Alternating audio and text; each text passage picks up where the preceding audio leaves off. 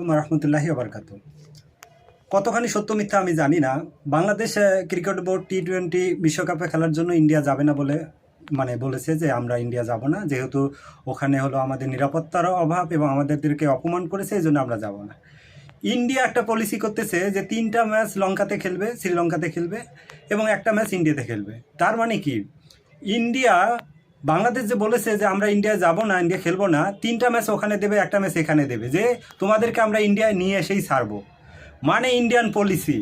বাংলাদেশ যদি মাথা মোটা যদি বাংলাদেশের সরকার থেকে শুরু করে যারা কর্মচারী যত লেভেলের আছে, জনগণ থেকে শুরু করে, এরা যদি মাথা মোটা হয় তাহলে ওই একটা ম্যাচ খেলার জন্য ইন্ডিয়া যাবে।